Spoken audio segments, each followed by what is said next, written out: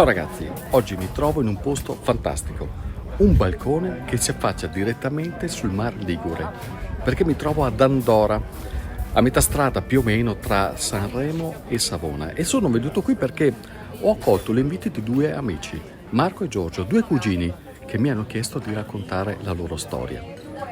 E quello che vedete alle mie spalle non è soltanto una cena, un momento degustativo, è la sintesi di un percorso bellissimo, affascinante, forse addirittura unico nel suo genere perché coniuga bellezza, buoni sapori e una sfida tutt'altro che semplice da accogliere.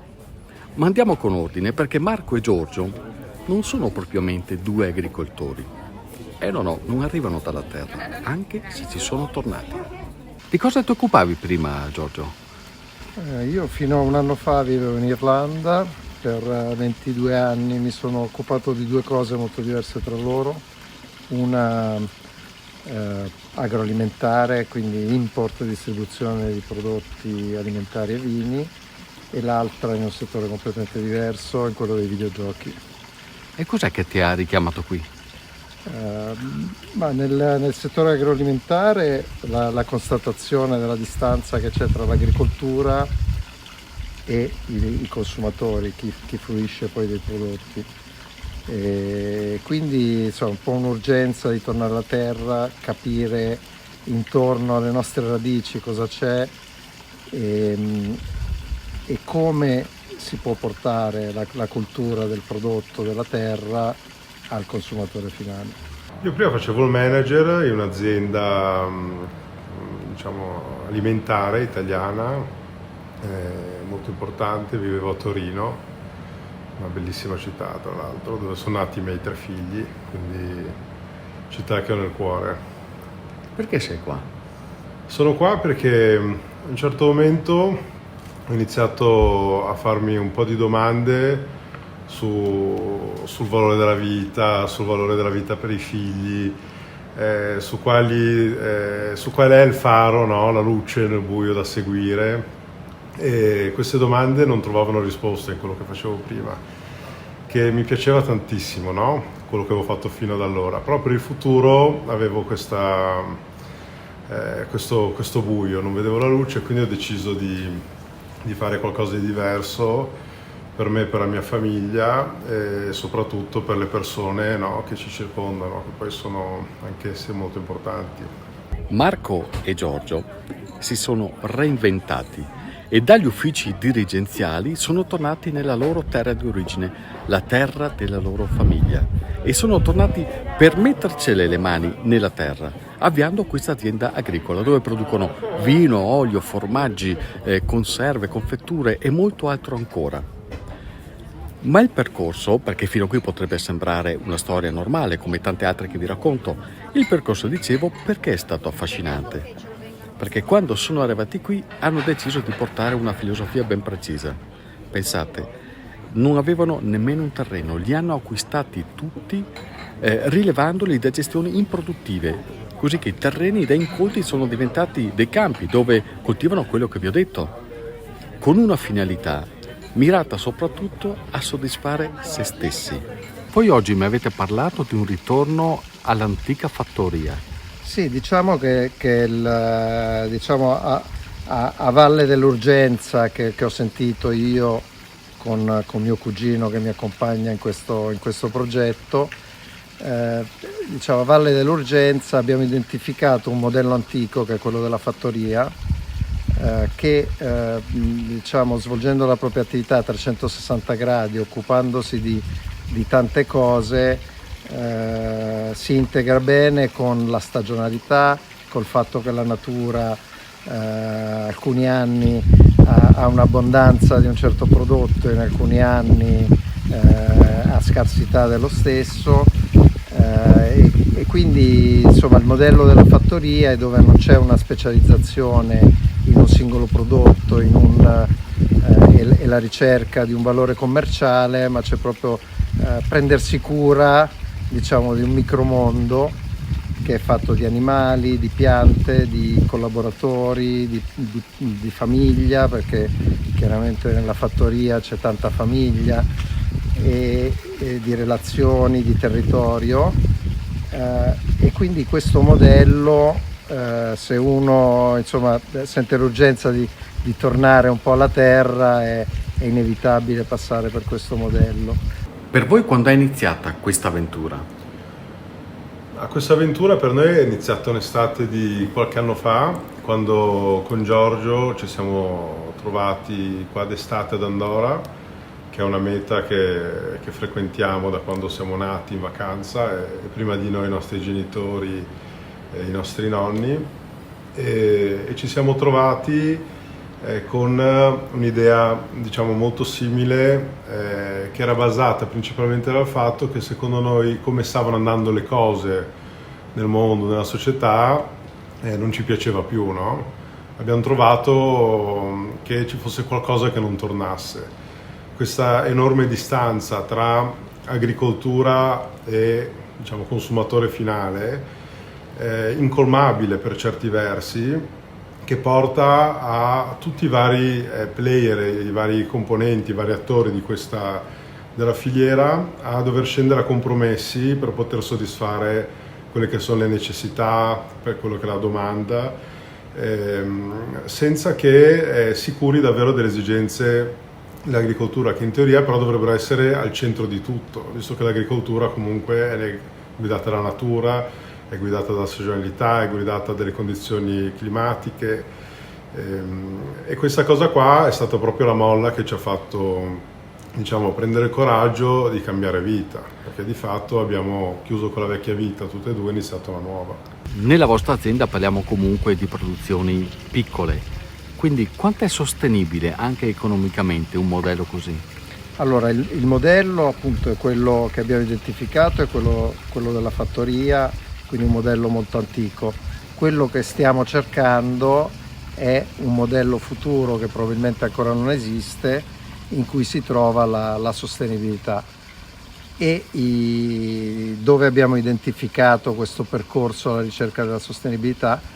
Nella scelta del nostro mercato, che quindi il nostro mercato siamo noi stessi, le nostre famiglie, i nostri amici, i nostri collaboratori, i turisti che vengono a trovarci, la comunità locale, chiunque abbia la voglia e il desiderio di condividere con noi certi valori e di ascoltare una narrazione un po' diversa da quella che può essere il messaggio di marketing ma proprio la narrazione di cosa c'è dietro un prodotto, un'attività, un territorio, e che va al di là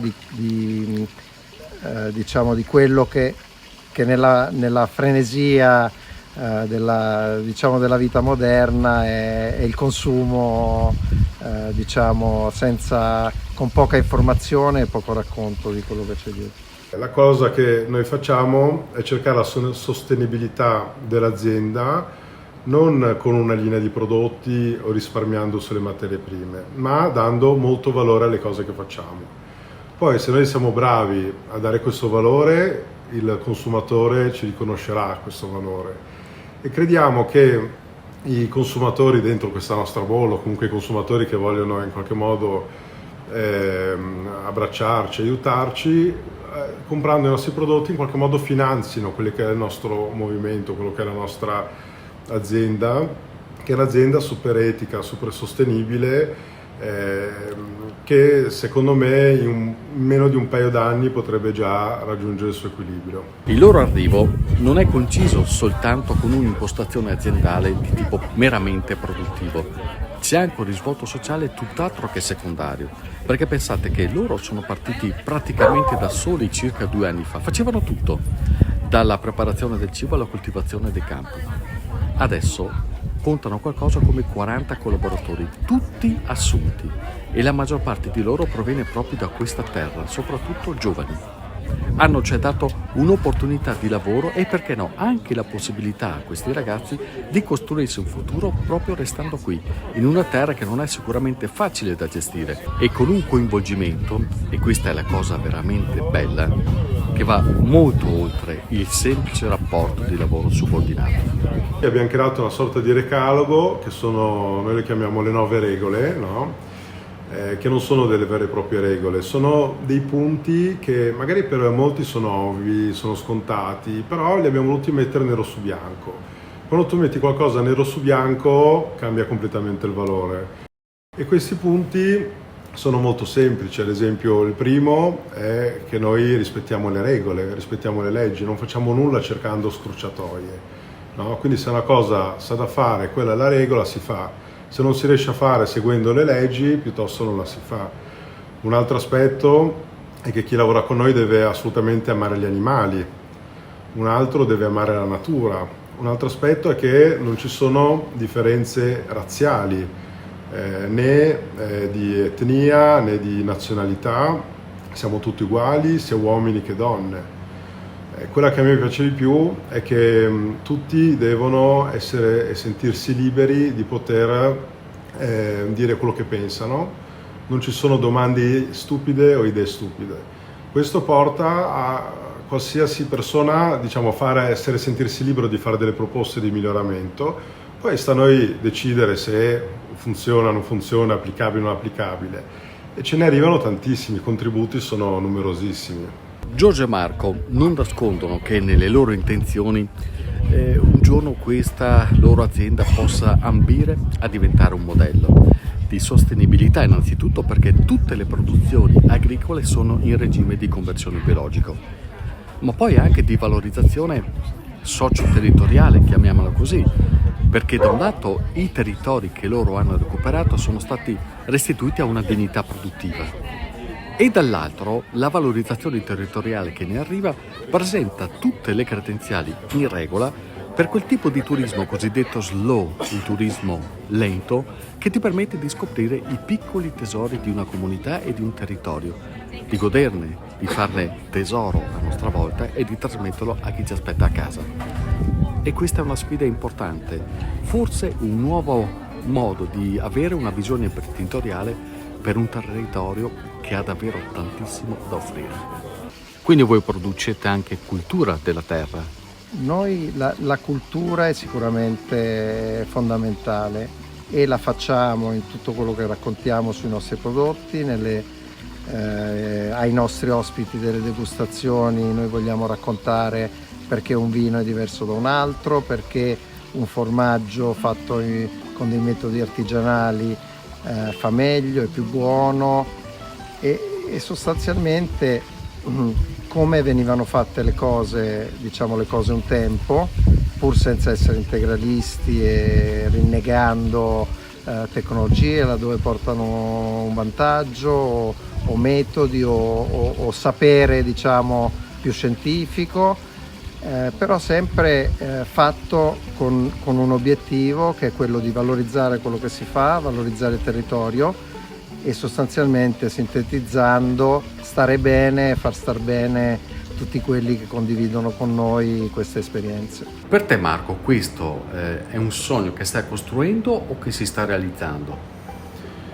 Ma io direi che è un sogno che stiamo costruendo, perché comunque sfide ne abbiamo tantissime davanti, abbiamo corso tantissimo, abbiamo lavorato 7 giorni su 7 per 2 anni per riuscire a cercare di dar forma, no? a questa idea di azienda che abbiamo, che credo che si realizzerà, ma si realizzerà probabilmente quando i figli, no, entreranno a far parte e l'azienda andrà avanti da sola e funzionerà bene da sola.